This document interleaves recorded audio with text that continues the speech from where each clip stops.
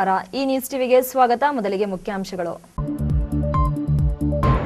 ರೈತ ಬೆಳೆದದ್ದು ಹೂವು, ರೈತನಿಗೆ ಸಿಕ್ಕಿದ್ದು ಬೆಲೆ ನಷ್ಟದ ನೋವು. 4 ಲಕ್ಷ ಬಂಡವಾಳಕ್ಕೆ ಸಿಕ್ಕಿದ್ದು 90,000 ರೂಪಾಯಿ ಮಾತ್ರ. ಬಂಡೆ ಸ್ಫೋಟದ ಸದ್ದಿಗೆ 3 ತಿಂಗಳ ಮಗು ಸಾವು. ಬಡವರ ಮಕ್ಕಳ ಸಂಸ್ಕಾರಕ್ಕೂ ಸಿಗಲಿಲ್ಲ ಭೂಮಿ. ಹೂತಿದ್ದ ಕಡೆಯಿಂದ ಶವ ಹೊರತೆಗೆಸಿದ ದುರುಳರು. ಜನರನ್ನು ಕಡೆಗಣಿಸಿದರೆ ಜನನಾಯಕರನ್ನು ಜನರೇ ಒದ್ದು ಓಡಿಸುತ್ತಾರೆ. ವಿಶ್ವ ಜಲ ದಿನಾಚರಣೆಯಲ್ಲಿ ಸರ್ವೋಚ್ಚ ನ್ಯಾಯಾಲಯದ ವಿಶ್ರಾಂತ ನ್ಯಾಯಮೂರ್ತಿ ಗೋಪಾಲ ಗೌಡರ ಅಭಿಮತ. ಇಟ್ಟಿಗೆ ಫ್ಯಾಕ್ಟರಿ ಸಾಮಿಲ್ಗಳಿಗೆ ಮರಗಳ ಸಾಗಾಟ. ಬರಿದಾಗುತ್ತಿದೆ ಬರಗಾಲದ ಭೂಮಿಯ ಹಸಿರು ಮರಗಳ ನೆಲೆ. ಅರಣ್ಯ ಇಲಾಖೆ ಅಧಿಕಾರಿಗಳೇ ಈಗಲಾದರೂ ಎಚ್ಚೆತ್ತುಕೊಳ್ಳಿ. ಕೊರೋನಾ ವೈರಸ್ಗೆ ತುಂಬಿತು ವರ್ಷ, ಇನ್ನೂ ನಿಯಂತ್ರಣಕ್ಕೆ ಬಾರದ ಸೋಂಕು, ಜನರಲ್ಲಿ ಮೂಡದ ಜಾಗೃತಿ.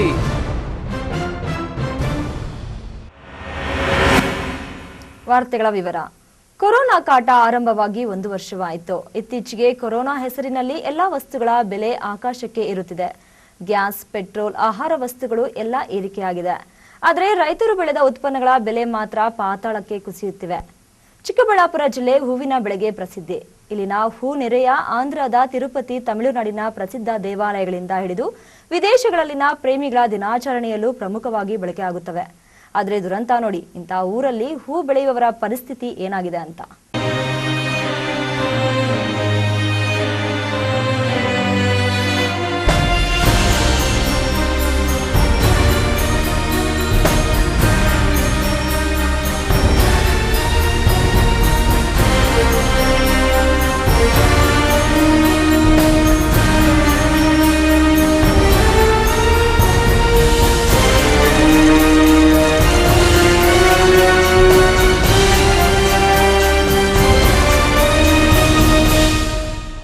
ಇಲ್ಲಿ ನೋಡಿ ಈ ಹೂವಿನ ತೋಟದ ಸೌಂದರ್ಯವನ್ನು. ಅರಳಿ ನಳನಳಿಸಿ ನೋಡುಗರ ಕಣ್ಣಿಗೆ ಮುದ ನೀಡ್ತಾರೋ ಈ ಹೂಗಳು ಬೆಳೆಗಾರನಿಗೆ ಮಾತ್ರ ಸಂತೋಷ ನೀಡಿಲ್ಲ. ಹೌದು, ಹೂವಿನ ಬೆಲೆ ಕುಸಿತದಿಂದ ದಿಕ್ಕು ತೋಚದಂತಾದ ಚಿಕ್ಕಬಳ್ಳಾಪುರ ತಾಲೂಕಿನ ಅಂಗರೇಕನಹಳ್ಳಿ ಗ್ರಾಮದ ರವಿ ಎಂಬ ರೈತ ವಿಧಿ ಇಲ್ಲದೆ ತಾನು ಕಷ್ಟಪಟ್ಟು ಬೆಳೆದ ಚೆಂಡು ಹೂವಿನ ಬೆಳೆಯನ್ನ ಟ್ರ್ಯಾಕ್ಟರ್ ಮೂಲಕ ನಾಶಪಡಿಸಿದ್ದಾನೆ. ಅಂಗರೇಕನಹಳ್ಳಿಯ ರವಿಗೆ ಚೆಂಡು ಹೂವಿನ ಬೆಲೆ ಕುಸಿತದಿಂದ ಈಗ 3 ಲಕ್ಷ ರೂಪಾಯಿ ನಷ್ಟ ಹೊಂದುವಂತಾಗಿದೆ. 2.5 ಎಕರೆಯಲ್ಲಿ ಸುಮಾರು 30,000 ಕೋಲ್ಕತ್ತಾ ಸ್ಪಾಂಜ್ ತಳಿಯ ಚೆಂಡು ಸಸಿಗಳನ್ನು ನೆಟ್ಟಿದ್ದರು. ಉತ್ತಮ ಬೆಲೆ ಸಿಗಬಹುದು ಎಂಬ ನಿರೀಕ್ಷೆಯಲ್ಲಿ 4 ಲಕ್ಷ ರೂಪಾಯಿಗಳಿಗೂ ಹೆಚ್ಚಿನ ಬಂಡವಾಳ ಹಾಕಿದ್ದರು. ಆದರೆ ಹೂ ಬಿಡಲು ಆರಂಭಿಸಿದಾಗಿನಿಂದ ಸರಿಯಾದ ಬೆಲೆ ಸಿಗದೆ ಕಂಗಾಲಾಗಿದ್ದರು. ಇವರ ತೋಟದಲ್ಲಿ ಚೆಂಡು ಹೂವು ಬೆಳೆಯೇನೋ ಸಮೃದ್ಧವಾಗಿ ಬಂದಿದೆ. ಆದರೆ ಕ್ವಿಂಟಾಲ್ ಗಟ್ಟಲೆ ಹೂವನ್ನು ಮಾರುಕಟ್ಟೆಗೆ ಸಾಗಿಸಿದರೂ ಸರಿಯಾದ ಬೆಲೆ ಸಿಗ್ತಾ ಇರಲಿಲ್ಲ. ಕೆಲವು ಬಾರಿ ಸರಿಯಾಗಿ ಮಾರಾಟವಾಗದೆ ರವಿ ರೋಸಿ ಹೋಗಿದ್ದರು. ಅಲ್ಲದೆ ಕೆಜಿಗೆ 5 ರೂಪಾಯಿಗಳ ದರಕ್ಕೆ ಮಾರಾಟವಾಗಿದೆ. ಕೆಲವೊಂದು ಬಾರಿ ಹೂ ಬಿಡಿಸಿದ ಕೂಲಿಯೂ ಬಾರದೆ ಕಂಗಾಲಾಗಿದ್ದರು. 2.5 ಎಕರೆ ಜಮೀನಿನಲ್ಲಿ ಸುಮಾರು ಒಂದು 4-4.5 ಲಕ್ಷ ಖರ್ಚು ಮಾಡಿ ಒಂದು ಸ್ಪಾಂಜ್ ಅಂತ, ರೆಡ್ ಸ್ಪಾಂಜ್ ಅಂತ ಒಂದು ಚೆಂಡುವ ಗಿಡನ ನಾಟಿ ಮಾಡಿದ್ವಿ. ಏನು ಬೆಳೆ ಒಳ್ಳೆ ಈಲ್ಡು, ಒಳ್ಳೆ ಚೆನ್ನಾಗಿ ಇಳುವರಿ ಬಂದಿತ್ತು. ಬೆಳೆ ತುಂಬ ಸೊಗಸಾಗಿತ್ತು. ಬೆಳೆ ನೋಡಲಿಕ್ಕೂ ಅಷ್ಟೇ ಸಂತೋಷ ಆಗ್ತಾಯಿತ್ತು ಬೆಳಿಗ್ಗೆ ಬಂದು ತೋಟದಲ್ಲಿ ನೋಡಲಿಕ್ಕೆ. ಇವತ್ತು ಏನು ಬೆಲೆ ಕುಸಿತದಿಂದ ಇವತ್ತು ಸುಮಾರು 1 ಟನ್ನು 2 ಟನ್ನು ಡೈಲಿ ಹೂವು ಸಿಗ್ತಾಯಿತ್ತು. 2 ಟನ್ ಹೂವು ಎತ್ಕೊಂಡೋದ್ರು ಡೈಲಿ 10,000 ಬರ್ತಾ ಇರಲಿಲ್ಲ. ಅಂದರೆ ಅದನ್ನು ಕೀಳೋಂಥ ಲೇಬರ್ ಖರ್ಚು ಕೂಡ ಬರ್ತಾ ಇರಲಿಲ್ಲ. ಹಾಗಾಗಿ ಈ ಒಂದು ಬೆಳೆನ ಸಂಪೂರ್ಣವಾಗಿ ನಾನು ರೋಟ್ರ್ ಹಾಕೋದ್ ಮುಖಾಂತರ ನಾಶ ಮಾಡ್ತಾಯಿದ್ದೀನಿ. ಬಹಳ ನೊಂದು ಇವತ್ತು ಈ ಒಂದು ಕೆಲಸವನ್ನು ನಾನು ಮಾಡ್ತಾ ಇದ್ದೀನಿ. ಸದ್ಯ ಕೊರೋನಾ 2ನೇ ಅಲೆ ಭೀತಿ ಶುರುವಾಗಿದ್ದು ಮತ್ತೆ ಸಮಾರಂಭಗಳಿಗೆ ನಿರ್ಬಂಧ ಹೇರಲಾಗುತ್ತಿದೆ. ಹೀಗಾಗಿ ಚೆಂಡು ಹೂ ಬೆಲೆ ಏರಿಕೆ ಅಸಾಧ್ಯ ಎಂಬುದನ್ನು ಅರಿತ ಈ ರೈತ ಇದೀಗ ಇಡೀ ಬೆಳೆಯನ್ನು ನಾಶಪಡಿಸಿದ್ದಾರೆ. ಹೂವಿನ ಮಂಡಿ ಮಾಲೀಕರು ಕೂಡ ಚೆಂಡು ಹೂವಿಗೆ ಬೆಲೆ ಬರುವ ಸಾಧ್ಯತೆ ಇಲ್ಲ ಎಂದು ಹೇಳಿದ ಹಿನ್ನೆಲೆಯಲ್ಲಿ ಇಡೀ ಬೆಳೆಯನ್ನ ತೋಟದಿಂದ ತೆಗೆದು ಬೇರೆ ಬೆಳೆ ಬೆಳೆಯುವ ನಿರ್ಧಾರಕ್ಕೆ ಬಂದಿದ್ದಾರೆ. ಕಳೆದ 1 ತಿಂಗಳಿನಿಂದ ಹೂವಿನ ಬೆಲೆ ಕುಸಿಯುತ್ತಲೇ ಇದೆ. ಚೆಂಡು ಹೂ ಮಾತ್ರವಲ್ಲ, ಗುಲಾಬಿ, ಸೇವಂತಿಗೆ ಹೀಗೆ ನಾನಾ ಹೂಗಳ ಬೆಲೆಯು ಕುಸಿತಗೊಂಡಿದೆ. ಸಾಮಾನ್ಯವಾಗಿ ಬೇಸಿಗೆಯಲ್ಲಿ ಹೂವಿಗೆ ಒಳ್ಳೆ ಬೆಲೆ ಇರುತ್ತಿತ್ತು. ರೈತರು ಹೆಚ್ಚಿನ ಲಾಭ ಗಳಿಸ್ತಾ ಇದ್ದರು. ಆದರೆ ಈ ಬಾರಿ ಚೆಂಡು ಹೂವಿನ ಬೆಲೆ ಪಾತಾಳಕ್ಕೆ ಕುಸಿದಿದೆ. ಕೆಲವೊಂದು ಬಾರಿ ಲೋಡ್ ಗಟ್ಟಲೆ ಹೂವನ್ನು ಮಾರುಕಟ್ಟೆಗೆ ಹೊತ್ತೊಯ್ದರೂ ಕೇಳುವವರಿಲ್ಲದೆ ಅಲ್ಲಿಯೇ ಬಿಸಾಡಿ ಬರಬೇಕಾದ ಪರಿಸ್ಥಿತಿ ನಿರ್ಮಾಣವಾಗಿದೆ.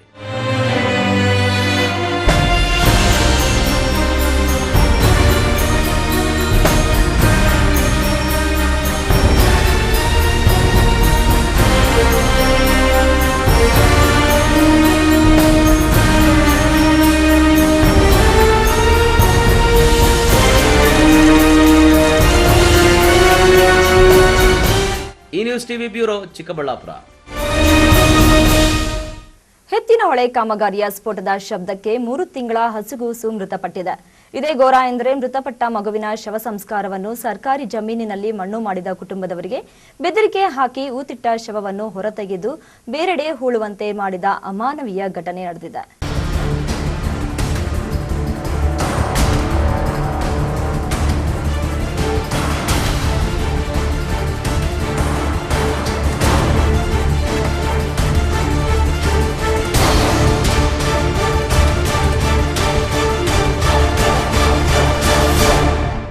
ತುಮಕೂರು ಜಿಲ್ಲೆಯ ಕೊರಟಗೆರೆ ತಾಲೂಕಿನ ಜಂಪೇನಹಳ್ಳಿಯಲ್ಲಿ ಸುವರ್ಣಮುಖಿ ನದಿಗೆ ಅಡ್ಡಲಾಗಿ ಎತ್ತಿನಹೊಳೆ ಸೇತುವೆ ಕಾಮಗಾರಿ ನಡೆಯುತ್ತಿದೆ.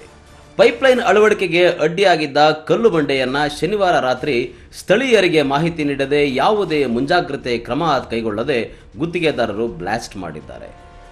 ಈ ಸ್ಫೋಟ ನಡೆದ ಕೇವಲ 50 ಮೀಟರ್ ದೂರದಲ್ಲಿ ಪಿನ್ನು, ಕ್ಲಿಪ್ನಂತಹ ಸಣ್ಣ ಪುಟ್ಟ ವಸ್ತುಗಳನ್ನು ಮಾರಿ ಅಲ್ಲಿ ಇಲ್ಲಿ ಕೂಲಿ ಮಾಡಿ ಜೀವನ ಸಾಗಿಸ್ತಾ ಇದ್ದ ಅಗ್ರಹಾರ ಗ್ರಾಮ ಪಂಚಾಯಿತಿ ವ್ಯಾಪ್ತಿಯ ಕೈಮರ ಗ್ರಾಮದ ದಲಿತ ದಂಪತಿ ರಂಗನಾಥ್ ಹಾಗೂ ನೇತ್ರಾವತಿಯವರ ದಲಿತ ಕುಟುಂಬ ವಾಸವಿತ್ತು.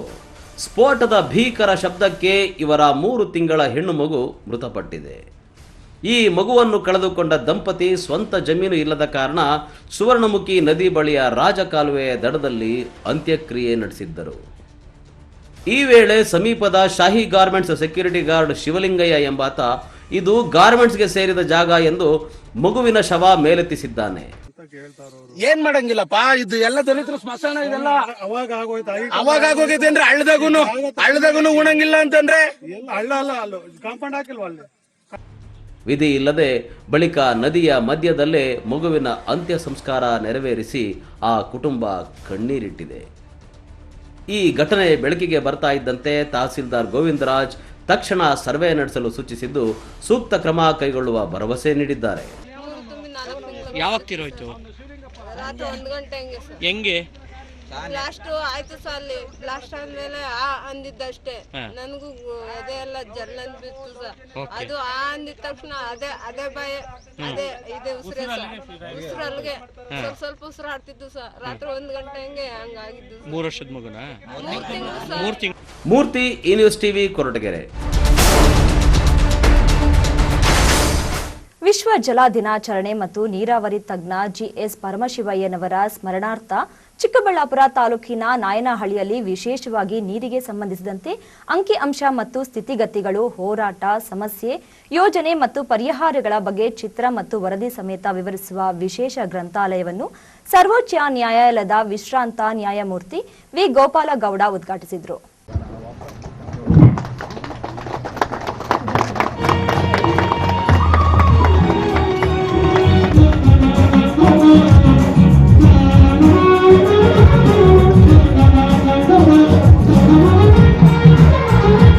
ವಿಶ್ವ ಜಲ ದಿನಾಚರಣೆ ಮತ್ತು ನೀರಾವರಿ ತಜ್ಞ ಜಿಎಸ್ ಪರಮಶಿವಯ್ಯನವರ ಸ್ಮರಣಾರ್ಥ ಚಿಕ್ಕಬಳ್ಳಾಪುರ ತಾಲೂಕಿನ ನಾಯನಹಳ್ಳಿಯಲ್ಲಿ ವಿಶೇಷವಾಗಿ ನೀರಿಗೆ ಸಂಬಂಧಿಸಿದಂತೆ ಅಂಕಿ ಅಂಶ ಮತ್ತು ಸ್ಥಿತಿಗತಿಗಳು, ಹೋರಾಟ, ಸಮಸ್ಯೆ, ಯೋಜನೆ ಮತ್ತು ಪರಿಹಾರಗಳ ಬಗ್ಗೆ ಚಿತ್ರ ಮತ್ತು ವರದಿ ಸಮೇತ ವಿವರಿಸುವ ವಿಶೇಷ ಗ್ರಂಥಾಲಯವನ್ನು ಸರ್ವೋಚ್ಚ ನ್ಯಾಯಾಲಯದ ವಿಶ್ರಾಂತ ನ್ಯಾಯಮೂರ್ತಿ ವಿ ಗೋಪಾಲಗೌಡ ಅವರು ಲೋಕಾರ್ಪಣೆ ಮಾಡಿದರು. ಈ ವೇಳೆ ಮಾತನಾಡಿದ ಸರ್ವೋಚ್ಚ ನ್ಯಾಯಾಲಯದ ವಿಶ್ರಾಂತ ನ್ಯಾಯಮೂರ್ತಿ ವಿ ಗೋಪಾಲಗೌಡ ಅವರು ಜನರ ಗಂಭೀರ ಸಮಸ್ಯೆಗಳನ್ನು ಬಿಟ್ಟು ಸಂಸತ್ತು ಮತ್ತು ವಿಧಾನಸಭೆ ಅಧಿವೇಶನಗಳಲ್ಲಿ ಅರ್ಥವಿಲ್ಲದ ವಿಷಯಗಳ ಚರ್ಚೆಗಳಾಗ್ತಾ ಇರೋದಕ್ಕೆ ಆಕ್ರೋಶ ವ್ಯಕ್ತವಾಗುತ್ತಿದೆ. ಸಾಮಾನ್ಯ ಜನರನ್ನ ಕಡೆಗಣಿಸುತ್ತಿರುವ ಜನನಾಯಕರನ್ನ ಒದ್ದು ಓಡಿಸುವ ಕಾಲ ಸನ್ನಿಹಿತವಾಗಿದೆ ಎಂದು ಭವಿಷ್ಯ ನುಡಿದರು. ಆಲೂಗಡ್ಡೆ ವೆಚ್ಚ ಮಾಡಿ ಹಾಕಿದ್ರೆ ಅವನಿನ ರೇಟು 1,500 ರೂಪಾಯಿ 50 ಕೆಜಿ ಒಂದು ತುಂಡು, ಕರೆಕ್ಟಾ? 4,500. ಇವತ್ತು 550. ತೇವಾಂಶ ಇಲ್ಲಿರೋದು. ಒಳ್ಳೆ ಟೊಮಾಟೋಗಳನ್ನ ಮೇಲೆ ಸೇರಿಸಿ ಮಾರ್ಕೆಟ್ಗೆ ಹೋದ್ರೆ ಈ ಗುಲಾಮರು, ಈ ಏಜೆಂಟ್ಸ್ ನರಹತ್ಯೆ ಮಾಡ್ತಾ ಇದ್ದಾರೆ. ನರಹತ್ಯೆ ಮಾಡಿ ಕೋಟ್ಯಾಧೀಶರಾಗಿ ಇನ್ಕಮ್ ಟ್ಯಾಕ್ಸ್ ಕೂಡ ಕಟ್ತಾ ಇರ್ತಕ್ಕಂಥ APMs ನಲ್ಲಿರ್ತಕ್ಕಂಥ ಏಜೆಂಟ್ಸ್. ಇನ್ನು ಇಂದು ಅನಾವರಣಗೊಂಡ ಈ ಗ್ರಂಥಾಲಯದಲ್ಲಿ ಬಯಲುಸೀಮೆ ಜಿಲ್ಲೆಗಳ ಪ್ರಮುಖ ಬೇಡಿಕೆಯಾದ ಶಾಶ್ವತ ನೀರಾವರಿ ಸೌಲಭ್ಯದ ಬಗ್ಗೆ ಜನರಲ್ಲಿ ಅರಿವು ಮೂಡಿಸಲು ಪೂರಕವಾದ ಗ್ರಂಥಾಲಯದಲ್ಲಿ ತಜ್ಞರು ನೀಡಿರುವ ಹಲವು ಯೋಜನಾ ವರದಿಗಳು, ಜಲಮೂಲಗಳು, ಸರ್ಕಾರದ ಜಲನೀತಿಗಳು, ನದಿ ಜೋಡಣೆ, ನ್ಯಾಯಾಲಯ ಮಾರ್ಗಸೂಚಿ, ಬಯಲುಸೀಮೆ ಭಾಗದಲ್ಲಿನ ಜ್ವಲಂತ ಸಮಸ್ಯೆಗಳು, ರಾಷ್ಟ್ರೀಯ ಮತ್ತು ಅಂತಾರಾಷ್ಟ್ರೀಯ ಜಲ ಯೋಜನೆಗಳು ಸೇರಿದಂತೆ ನೀರಿಗೆ ಸಂಬಂಧಿಸಿದಂತೆ ಬಹುದೊಡ್ಡ ಭಂಡಾರವನ್ನೇ ಸಂಗ್ರಹಿಸಲಾಗಿದೆ. ಕಳೆದ 40 ವರ್ಷಗಳಲ್ಲಿ ಬಯಲುಸೀಮೆಯ ಜಿಲ್ಲೆಗಳಾದಂಥ ಕೋಲಾರ, ಚಿಕ್ಕಬಳ್ಳಾಪುರ, ಬೆಂಗಳೂರು ಗ್ರಾಮಾಂತರ, ತುಮಕೂರು, ರಾಮನಗರ ಈ ಜಿಲ್ಲೆಗಳು ನಿರಂತರವಾಗಿ ಬರಗಾಲ ಪೀಡಿತ ಆಗ್ತಿದ್ದಾವೆ. ಇಲ್ಲಿ ಅಂತರ್ಜಲ ಪಾತಾಳಕ್ಕೆ ಹೋಗ್ತಾ ಇದೆ ಮತ್ತು ನೂರಾರು ಯೋಜನೆಗಳು, ಸಾವಿರಾರು ಕೋಟಿಗಳು ಖರ್ಚಾಗ್ತಾ ಇದ್ದಾವೆ.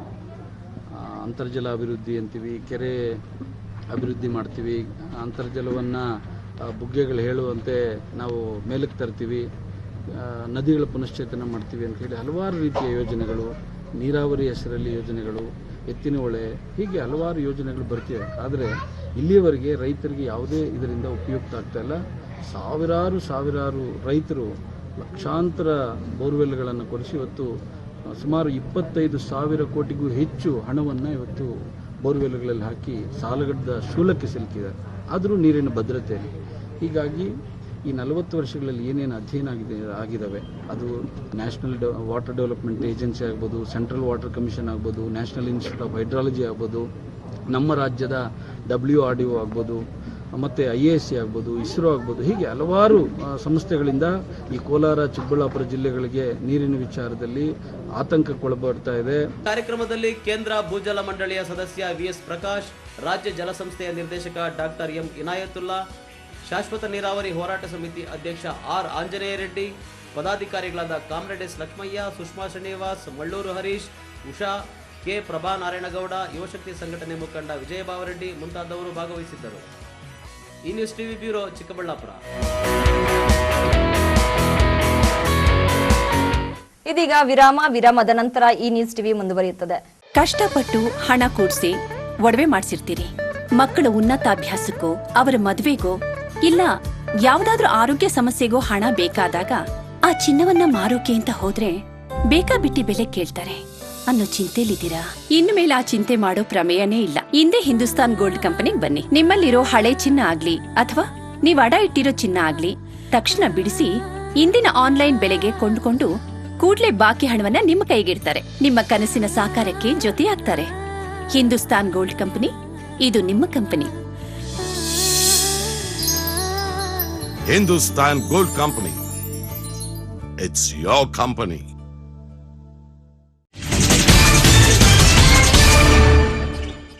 ವಿರಾಮದ ನಂತರ ಈ ನ್ಯೂಸ್ ಟಿವಿಗೆ ಸ್ವಾಗತ. ಗುಡಿಬಂಡೆ ಹಾಗೂ ಬಾಗೇಪಲ್ಲಿ ತಾಲೂಕಿನಾದ್ಯಂತ ನಡೆಯುತ್ತಿರುವ ಇಟ್ಟಿಗೆ ಫ್ಯಾಕ್ಟರಿ, ಸಾಮಿಲ್ಗಳಿಗೆ ಯಾವುದೇ ಪರವಾನಗಿ ಇಲ್ಲದೆ ಅಕ್ರಮವಾಗಿ ರಾಜಾರೋಷವಾಗಿ ಹಗಲಿನಲ್ಲೇ ಮರಗಳನ್ನು ಕಡಿದು ಸಾಗಾಣಿಕೆ ಮಾಡುತ್ತಿದ್ದರು. ಸರ್ಕಾರದ ಅಧಿಕಾರಿಗಳು ಮಾತ್ರ ಗಿಡ ಮರಗಳ ರಕ್ಷಣೆಗೆ ಯಾವುದೇ ಕ್ರಮ ಕೈಗೊಳ್ಳದೆ ಮರಗಳ ನಾಶಕ್ಕೆ ಮೂಕ ಸಾಕ್ಷಿಯಾಗಿದೆ.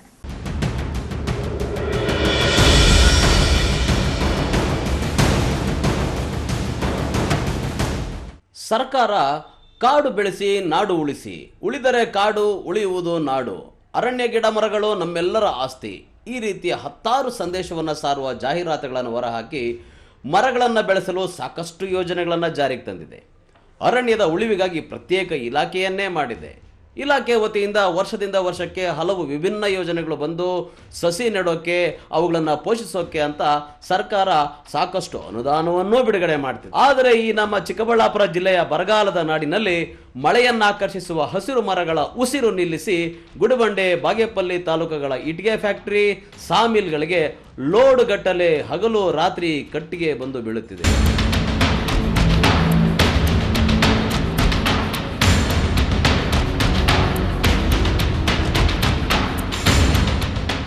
ಇದುವರೆಗೂ ಸಂಬಂಧಪಟ್ಟ ಯಾವ ಅಧಿಕಾರಿಯೂ ಅಂತ ವಾಹನಗಳನ್ನು ಸ್ವಯಂ ಪ್ರೇರಿತರಾಗಿ ಜಪ್ತಿ ಮಾಡಿ ದಂಡ ವಿಧಿಸಿದ ಉದಾಹರಣೆಗಳಿಲ್ಲ.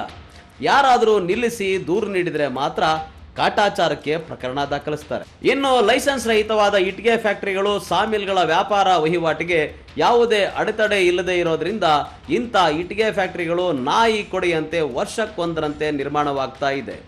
ಅರಣ್ಯ ಇಲಾಖೆಯಾಗಲಿ ಹಾಗೂ ಸ್ಥಳೀಯ ಗ್ರಾಮ ಪಂಚಾಯಿತಿ, ಪಟ್ಟಣ ಪಂಚಾಯಿತಿ ಆಗಲಿ ಇಟ್ಟಿಗೆ ಫ್ಯಾಕ್ಟರಿ, ಸಾಮಿಲ್ಗಳ ಬಗ್ಗೆ ಕಂಡರೂ ಕಾಣದಂತಹ ತಟಸ್ಥ ನೀತಿಯನ್ನು ಅನುಸರಿಸ್ತಾ ಇದ್ದಾರೆ. ಈ ಕಾನೂನುಬಾಹಿರವಾದ ಅಕ್ರಮ ಮರಗಳ ಸಾಗಾಟ, ಮರಗಳ ವ್ಯಾಪಾರ, ಮಾಲೀಕರ ವಹಿವಾಟಿಗೆ ಅಧಿಕಾರಿಗಳು ಕೂಡ ಶಾಮೀಲಾಗಿದ್ದಾರೆ ಅಂತ ಪರಿಸರವಾದಿಗಳು, ಸಾರ್ವಜನಿಕರು ಆರೋಪಿಸುತ್ತಿದ್ದಾರೆ.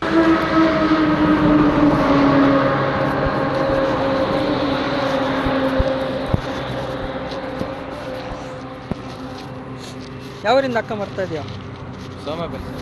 ಏನು ಯಾರು ಪರ್ಮಿಷನ್ ಇದೆಯಾ? ಪರ್ಮಿಷನ್ ಇದೆಯಾ? ಎಲ್ಲಿಂದ ಅಕ್ಕ ಬರ್ತಾ ಇದೆಯಾ? ಎಲ್ಲಿಗಿದ್ದು? ಟ್ರ್ಯಾಕ್ಟರ್ ಯಾರ್ದು? ಟ್ರ್ಯಾಕ್ಟರ್ ಯಾವ್ದು? ಹಾಂ, ಐದಾರಹಳ್ಳಿ. ಹಾಂ, ಯಾರು ಬರ್ತಾ ಇದ್ದಾರೆ? ಹಾಂ, ಬರೋಕ್ಕೆ ಹೇಳಿ. ಫೋಟೋಗಳನ್ನು ಕಳಿಸಿದ್ರೆ ನೋಡಿಯೂ ಸುಮ್ಮನೆ ಇರ್ತಾರೆ. ಇನ್ನೂ ಮುಂದಕ್ಕೆ ನಾಟ್ ರೀಚಬಲ್ ಮಾಡಿಕೊಂಡು ಅವರ ಪಾಡ್ಗವರು ಇದ್ದು ಬಿಡ್ತಾರೆ. ಇದು ಸಾರ್ವಜನಿಕರ ಆರೋಪ. ಬಿ ಮಂಜುನಾಥ್, ಈ ನ್ಯೂಸ್ ಟಿವಿ, ಗುಡಿಬಂಡೆ.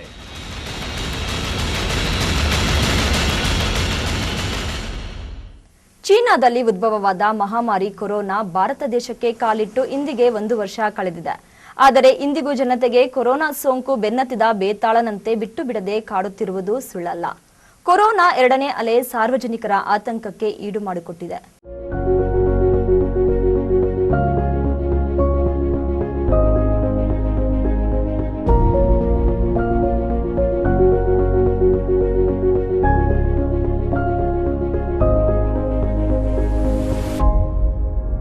ಚೀನಾ ದೇಶದ ವುಹಾನ್ ಪ್ರಾಂತ್ಯದಲ್ಲಿ ಉದ್ಭವವಾದ ಮಹಾಮಾರಿ ಕೊರೋನಾ ಪ್ರಪಂಚದಾದ್ಯಂತ ಹರಡಿ ಲಕ್ಷಾಂತರ ಜನರನ್ನ ಬಲಿ ತೆಗೆದುಕೊಂಡಿದೆ. ಇಂದಿಗೂ ಜನ ಕೊರೋನಾ ಸೋಂಕಿಗೆ ಹೆದರುತ್ತಿರುವ ದೃಶ್ಯ ಕಾಣಬಹುದಾಗಿದೆ.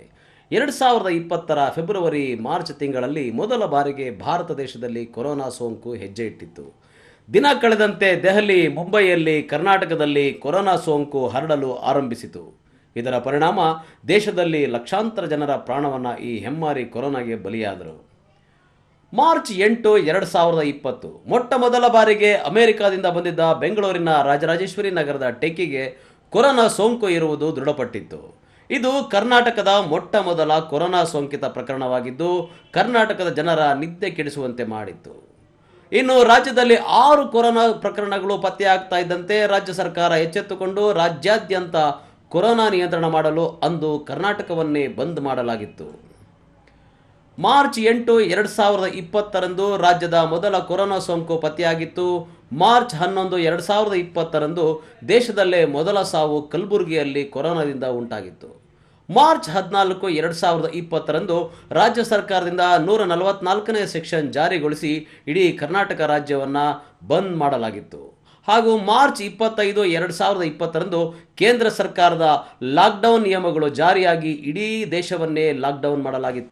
ಇನ್ನು ಕೇಂದ್ರ ಸರ್ಕಾರ ಮಾರ್ಚ್ 25ರಂದು ಮೊದಲ ಲಾಕ್ಡೌನ್ ಘೋಷಣೆ ಮಾಡಿದಾಗ ರಾಜ್ಯದಲ್ಲಿ ಕೇವಲ 42 ಜನ ಕೊರೋನಾ ಸೋಂಕಿತರು ಪತ್ತೆಯಾಗಿದ್ದರು. ಇದರ ಬಳಿಕ ಲಾಕ್ಡೌನ್ ನಡುವೆಯೂ ಕೊರೋನಾ ಪ್ರಕರಣಗಳು ಹೆಚ್ಚಾಗುತ್ತಿದ್ದರಿಂದ ಜನರಿಗೆ ಮುಂದಿನ ದಿನಗಳಲ್ಲಿ ಬದುಕೋದೇ ಕಷ್ಟ ಅನ್ನೋ ಮಟ್ಟಕ್ಕೆ ಈ ಕೊರೋನಾ ಸೋಂಕು ಕಾಡಿತ್ತು. ನಮ್ಮ ವೈದ್ಯರು ಕೊರೋನಾ ಸೋಂಕಿತರ ಪ್ರಾಣ ಕಾಪಾಡಲು ಅವರು ಪಟ್ಟ ಪಾಡು ಅಷ್ಟಿಷ್ಟಲ್ಲ. ಯಾಕೆಂದರೆ ಕೊರೋನಾ ಸೋಂಕಿತರು ಎಲ್ಲೇ ಹೋದರೂ ಆಸ್ಪತ್ರೆಯಲ್ಲಿ ಬೆಡ್ ಸಿಗದೆ, ವೆಂಟಿಲೇಟರ್ ಸಿಗದೆ ಸೋಂಕಿತರ ಸಂಬಂಧಿಕರ ಆಕ್ರಂದನ ಮುಗಿಲು ಮುಟ್ಟಿತ್ತು. ಎಷ್ಟೋ ಬಾರಿ ವೆಂಟಿಲೇಟರ್ ಸಿಗದೆ ಹಲವಾರು ಜನರು ಸಾವನ್ನಪ್ಪಿದ್ದರು. ಆದರೆ ಇದೀಗ ಸೋಂಕಿನ ಪ್ರಮಾಣ ಕಡಿಮೆಯಾಗ್ತಾ ಇದ್ದಂತೆ ಆರೋಗ್ಯ ಕ್ಷೇತ್ರ ಸಾಕಷ್ಟು ಸುಧಾರಣೆ ಮಾಡುವಲ್ಲಿ ಯಶಸ್ವಿಯಾಗಿದೆ. ಕೊರೋನಾ 2ನೇ ಅಲೆ ಒಂದು ಕಡೆ ಹಬ್ಬುತ್ತಿದ್ದರೆ ಸರ್ಕಾರ ಸಮರೋಪಾದಿಯಲ್ಲಿ ಲಸಿಕೆ ನೀಡುವ ಕೆಲಸವನ್ನು ಮಾಡುತ್ತಿದೆ. ಭಾರತ ದೇಶದಲ್ಲಿ ಕೋವ್ಯಾಕ್ಸಿನ್ ಮತ್ತು ಕೋವಿಶೀಲ್ಡ್ ಲಸಿಕೆಗಳನ್ನು ಪ್ರಸ್ತುತ 45 ವರ್ಷಗಳ ಮೇಲ್ಪಟ್ಟ ಜನರಿಗೆ ನೀಡ್ತಾ ಇದ್ದು ಸೋಂಕನ್ನು ತಡೆಯಲು ಲಸಿಕೆ ಒಂದು ರಾಮಬಾಣವಾಗಿದೆ. ವೇಣು, ಈ ನ್ಯೂಸ್ ಟಿವಿ, ಚಿಕ್ಕಬಳ್ಳಾಪುರ.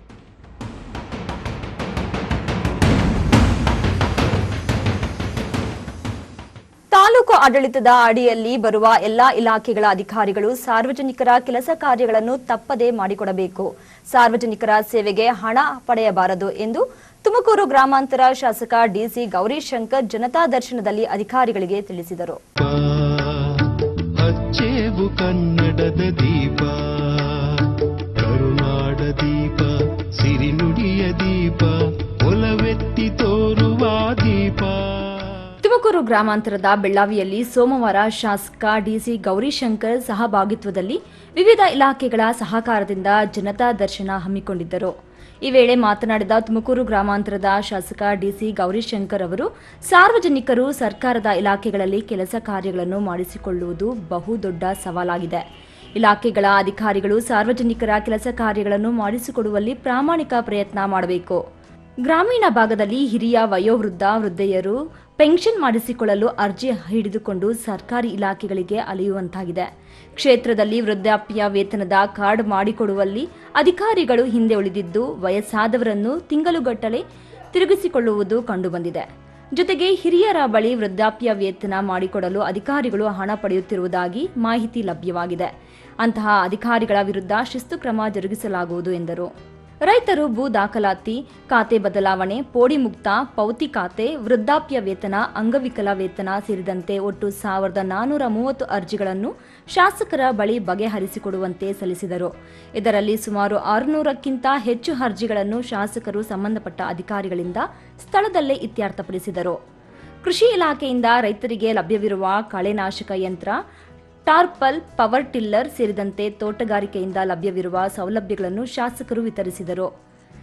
ಜನತಾ ದರ್ಶನದಲ್ಲಿ ತಾಲೂಕು ಪಂಚಾಯಿತಿ ಕಾರ್ಯನಿರ್ವಾಹಕ ಅಧಿಕಾರಿ ಜೈಪಾಲ್, ತಾಲೂಕು ಪಂಚಾಯಿತಿ ಸದಸ್ಯರಾದ ಕವಿತಾ ರಮೇಶ್, ಜಯಕೃಷ್ಣ, ತಾಲೂಕು ಜೆಡಿಎಸ್ ಘಟಕದ ಅಧ್ಯಕ್ಷ ರಾಮಚಂದ್ರಯ್ಯ ಸೇರಿದಂತೆ ಹಲವು ಸಾರ್ವಜನಿಕರು, ಸಂಪರ್ಕ ಹೊಂದಿರುವ ಅಧಿಕಾರಿಗಳು ಭಾಗವಹಿಸಿದ್ದರು. ಚಿಕ್ಕಣ್ಣ ಎಸ್ಡಿ, ಈ ನ್ಯೂಸ್ ಟಿವಿ, ತುಮಕೂರು.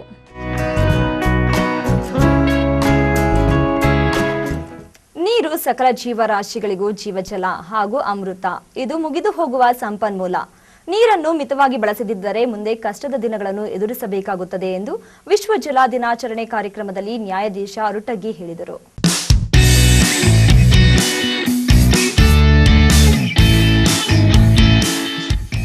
ಬಾಗೇಪಲ್ಲಿ ತಾಲೂಕು ಕಾನೂನು ಸೇವಾ ಸಮಿತಿ, ತಾಲೂಕು ವಕೀಲರ ಸಂಘ, ತಾಲೂಕು ಕಾರ್ಯನಿರತ ಪತ್ರಕರ್ತರ ಸಂಘ ವತಿಯಿಂದ ಪಟ್ಟಣದ ನ್ಯಾಯಾಲಯದ ಆವರಣದಲ್ಲಿ ವಿಶ್ವ ಜಲ ದಿನಾಚರಣೆ ಆಯೋಜಿಸಲಾಗಿತ್ತು. ಕಾರ್ಯಕ್ರಮದಲ್ಲಿ ನ್ಯಾಯಾಧೀಶ ಎಸ್ಎಂ ಅರುಟಗಿ ಮಾತನಾಡಿ, ನೀರಿದ್ದರೆ ಮಾತ್ರವೇ ನಮ್ಮೆಲ್ಲರ ಉಳಿವು, ನೀರಿಲ್ಲವಾದರೆ ನಮ್ಮೆಲ್ಲರ ಶಾಶ್ವತ ಅಳಿವು ಶತಸಿದ್ಧ ಎಂಬುದನ್ನು ಎಲ್ಲರೂ ನೆನಪಿಡಬೇಕು.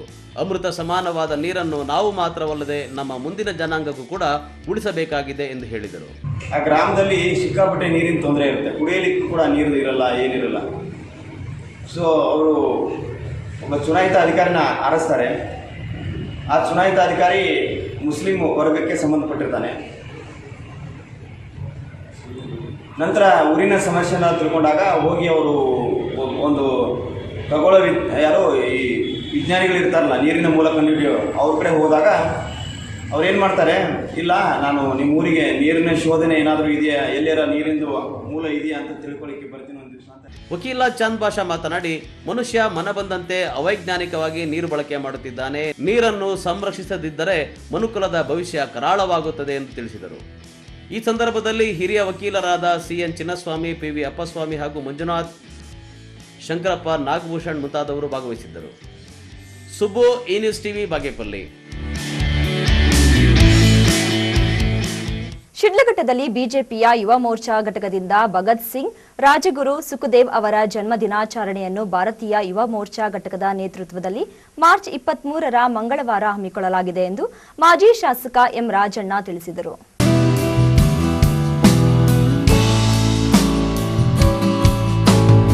ಶಿಡ್ಲಘಟ್ಟದಲ್ಲಿ ಸುದ್ದಿಗಾರರೊಂದಿಗೆ ಮಾತನಾಡಿದ ಮಾಜಿ ಶಾಸಕ ಎಂ ರಾಜಣ್ಣ ಅವರು, ಭಗತ್ ಸಿಂಗ್, ರಾಜಗುರು, ಸುಖದೇವ್ ಅವರ ಜನ್ಮ ದಿನಾಚರಣೆಯನ್ನು ಭಾರತೀಯ ಯುವ ಮೋರ್ಚಾ ಘಟಕದ ನೇತೃತ್ವದಲ್ಲಿ ಮಾರ್ಚ್ 23ರ ಮಂಗಳವಾರ ನಗರದಲ್ಲಿ ಹಮ್ಮಿಕೊಳ್ಳಲಾಗಿದ್ದು, ಇತರೆ ಎಲ್ಲಾ ಘಟಕಗಳು ಜೊತೆಗೂಡಲಿದ್ದಾರೆ ಎಂದರು. ದೇಶಕ್ಕಾಗಿ ತಮ್ಮ ಬದುಕು ಜೀವನವನ್ನು ಮುಡಿಪಾಗಿಟ್ಟ ಇವರ ಜನ್ಮ ದಿನಾಚರಣೆಯು ಯುವ ಜನರಿಗೆ ಮಾದರಿ ಪ್ರೇರಣೆ ಆಗಬೇಕು. ಆ ನಿಟ್ಟಿನಲ್ಲಿ ರಾಜ್ಯದಾದ್ಯಂತ ಇವರುಗಳ ಜನ್ಮ ದಿನಾಚರಣೆಯನ್ನು ಆಚರಿಸಲಾಗುತ್ತದೆ ಎಂದು ವಿವರಿಸಿದರು. ಭಗತ್ ಸಿಂಗ್ ಇರ್ಬೋದು, ಶ್ರೀ ಗುರು ರಾಮದೇವ್ ಇರ್ಬೋದು, ಮತ್ತು ಸುಖದೇವ್, ಇವರೆಲ್ಲರೂ ಕೂಡ ಭಾರತಾಂಬೆಗೋಸ್ಕರ ತಮ್ಮ ಪ್ರಾಣವನ್ನೇ ಮುಡುಪಾಗಿ ಕೊಟ್ಟು ಸ್ವಾತಂತ್ರ್ಯಕ್ಕೆ ಮತ್ತು ಭಾರತದ ಏಕತೆಗೆ ಹೋರಾಡಿದಂಥ ಮಹಾನ್ ವ್ಯಕ್ತಿಗಳು.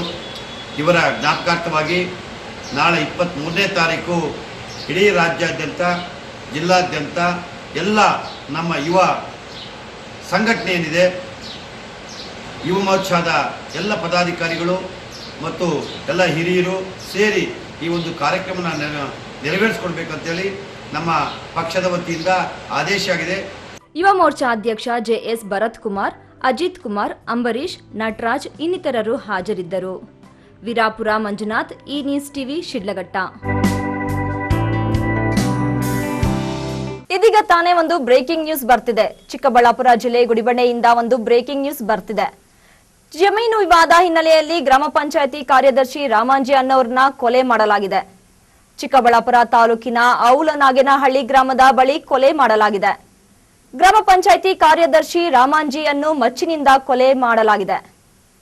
ಘಟನೆಯಲ್ಲಿ ರಾಮಾಂಜಿ ಪತ್ನಿಗೆ ಗಂಭೀರವಾಗಿ ಗಾಯವಾಗಿದೆ ಅಂತ ಮಾಹಿತಿ ಬಂದಿದೆ.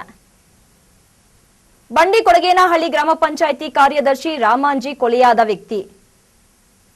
ಬೆಂಗಳೂರು ನಗರ ಜಿಲ್ಲೆಯ ಬಂಡಿಕೊಡಗೇನಹಳ್ಳಿ ಗ್ರಾಮ ಪಂಚಾಯಿತಿ ಗಾಯಾಳು ಮಂಜುಳಮ್ಮ ಗಂಭೀರವಾಗಿ ಗಾಯವಾಗಿದ್ದು ಚಿಕ್ಕಬಳ್ಳಾಪುರ ಜಿಲ್ಲಾಸ್ಪತ್ರೆಯಲ್ಲಿ ಚಿಕಿತ್ಸೆ ನೀಡಲಾಗುತ್ತಿದೆ. ಇದು ಗುಡಿಬಂಡೆ ಪೊಲೀಸ್ ಠಾಣಾ ವ್ಯಾಪ್ತಿಯಲ್ಲಿ ಪ್ರಕರಣ ನಡೆದಿದೆ. ಇದೀಗ ವಿರಾಮದ ನಂತರ ಈ ನ್ಯೂಸ್ ಟಿವಿ ಮುಂದುವರಿಯುತ್ತದೆ. ಟನ್ ಪಂಪ್ ಸೆಟ್ಗಳು 12 HP ಯಿಂದ 35 HP ವರೆಗೂ ಸಂಪೂರ್ಣ ಸ್ಟೈನ್ಲೆಸ್ ಸ್ಟೀಲ್ನಿಂದ ನಿರ್ಮಿತ ಗೃಹ ಬಳಕೆ, ಕೈಗಾರಿಕೆ, ವ್ಯವಸಾಯ ಬೋರ್ವೆಲ್ಗಳಿಗಾಗಿ ಕಡಿಮೆ ಖರ್ಚಿನಲ್ಲಿ ದೀರ್ಘ ಬಾಳಿಕೆಯ ವೈವಿಧ್ಯಮಯ ಕ್ರಾಂಪ್ಟನ್ ಪಂಪ್ಗಳು ಲಭ್ಯ. ರೈತರಿಗೆ ತಮ್ಮ ಪಂಪ್ ಸೆಟ್ ಅನ್ನು ಒಂದೇ ದಿನದಲ್ಲಿ ರಿಪೇರಿ ಮಾಡಿಕೊಡಲಾಗುವುದು. ಶ್ರೀನಿವಾಸ ಎಲೆಕ್ಟ್ರಿಕಲ್ಸ್, ದೊಡ್ಡ ಭಜನೆ ಮನೆ ರಸ್ತೆ, ಕೆನರಾ ಬ್ಯಾಂಕ್ ಹಿಂಭಾಗ, ಚಿಕ್ಕಬಳ್ಳಾಪುರ. ಮಾಲೀಕರು ಗೌರಿಶಂಕರ್. ಮೊಬೈಲ್ ಸಂಖ್ಯೆ 9482717145. ವಿವಿಧ ಬೆಳೆಗಳಿಗೆ ವಿವಿಧ ರೀತಿಯ ಜೇಡರ ನುಸಿಗಳು ಕಂಡುಬರುತ್ತವೆ. ಅಂದರೆ ರೆಡ್ ಮೈಟ್ಸ್, ಯೆಲ್ಲೋ ಮೈಟ್ಸ್ ಮತ್ತು ಯುರೋಪಿಯನ್ ಮೈಟ್ಸ್ ನ ಹಾವಳಿ ಹೆಚ್ಚುತ್ತದೆ.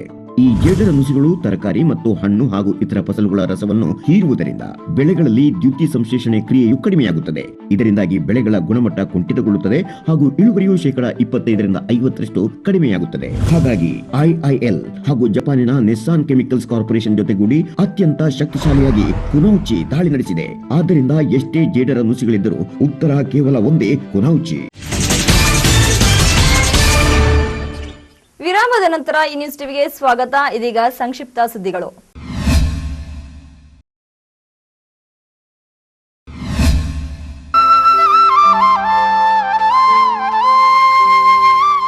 ನೆಲಮಂಗಲ ತಾಲೂಕಿನ ತ್ಯಾಮಗೊಂಡ್ಲು ಗ್ರಾಮದ ಗಂಗಮ್ಮನಗುಡಿ ಬೀದಿಯ ಚೌಡೇಶ್ವರಿ ದೇವಿ ಜಾತ್ರಾ ಮಹೋತ್ಸವ ಆಯೋಜಿಸಿದ್ದರು. 2 ದಿನಗಳ ಕಾಲ ನಡೆದ ಚೌಡೇಶ್ವರಿ ಜಾತ್ರಾ ಮಹೋತ್ಸವ ಮುತ್ತಿನ ಪಲ್ಲಕ್ಕಿಯಲ್ಲಿ ಚೌಡೇಶ್ವರಿ ದೇವಿ ಮೆರವಣಿಗೆ ಹಾಗೂ ಡೊಳ್ಳು ಕುಣಿತ, ಸಾಂಸ್ಕೃತಿಕ ಜಾನಪದ ಕಲಾ ಪ್ರಕಾರಗಳ ಜೊತೆ ಹೋಮ ಹವನ ನಡೆಸಲಾಯಿತು. ಈ ಸಂದರ್ಭದಲ್ಲಿ ಸಮಾಜ ಸೇವಕ ಸುರೇಶ್, ಲಕ್ಷ್ಮಿ, ಲಕ್ಷ್ಮಣ್, ನಳಿನ, ಜಯಚಂದ್ರಾಚಾರ್, ಭವಾನಿ ಹಾಗೂ ಅಪಾರ ಭಕ್ತಾದಿಗಳು ಭಾಗವಹಿಸಿದ್ದರು. ಕೊನೆಯದಾಗಿ ಮತ್ತೊಮ್ಮೆ ಮುಖ್ಯಾಂಶಗಳು. ರೈತ ಬೆಳೆದದ್ದು ಹೂವು, ರೈತನಿಗೆ ಸಿಕ್ಕಿದ್ದು ಬೆಲೆ ನಷ್ಟದ ನೋವು. 4 ಲಕ್ಷ ಬಂಡವಾಳಕ್ಕೆ ಸಿಕ್ಕಿದ್ದು 90,000 ರೂಪಾಯಿ ಮಾತ್ರ. ಬಂಡೆ ಸ್ಫೋಟದ ಸದ್ದಿಗೆ 3 ತಿಂಗಳ ಮಗು ಸಾವು. ಬಡವರ ಮಕ್ಕಳ ಸಂಸ್ಕಾರಕ್ಕೂ ಸಿಗಲಿಲ್ಲ ಭೂಮಿ. ಹೂತಿದ್ದ ಕಡೆಯಿಂದ ಶವ ಹೊರತೆಗೆಸಿದ ದುರುಳರು. ಜನರನ್ನು ಕಡೆಗಣಿಸಿದರೆ ಜನನಾಯಕರನ್ನು ಜನರೇ ಒದ್ದು ಓಡಿಸುತ್ತಾರೆ. ವಿಶ್ವ ಜಲ ದಿನಾಚರಣೆಯಲ್ಲಿ ಸರ್ವೋಚ್ಚ ನ್ಯಾಯಾಲಯದ ವಿಶ್ರಾಂತ ನ್ಯಾಯಮೂರ್ತಿ ಗೋಪಾಲ ಗೌಡರ ಅಭಿಮತ. ಇಟ್ಟಿಗೆ ಫ್ಯಾಕ್ಟರಿ, ಸಾಮಿಲ್ಗಳಿಗೆ ಮರಗಳ ಸಾಗಾಟ. ಬರಿದಾಗುತ್ತಿದೆ ಬರಗಾಲದ ಭೂಮಿಯ ಹಸಿರು ಮರಗಳ ನೆಲೆ. ಅರಣ್ಯ ಇಲಾಖೆ ಅಧಿಕಾರಿಗಳೇ ಈಗಲಾದರೂ ಎಚ್ಚೆತ್ತುಕೊಳ್ಳಿ. ಕೊರೋನಾ ವೈರಸ್ಗೆ ತುಂಬಿತು ವರ್ಷ, ಇನ್ನೂ ನಿಯಂತ್ರಣಕ್ಕೆ ಬಾರದ ಸೋಂಕು, ಜನರಲ್ಲಿ ಮೂಡದ ಜಾಗೃತಿ. ದಿನನಿತ್ಯದ ವೈಭವೀಕರಣವಿಲ್ಲದ ನೈಜ ಸುದ್ದಿಗಳಿಗಾಗಿ ತಪ್ಪದೆ ವೀಕ್ಷಿಸಿ ಈ ನ್ಯೂಸ್ ಟಿವಿ. ವಂದನೆಗಳೊಂದಿಗೆ ಸ್ಮಿತಾ ಕಮಲ್.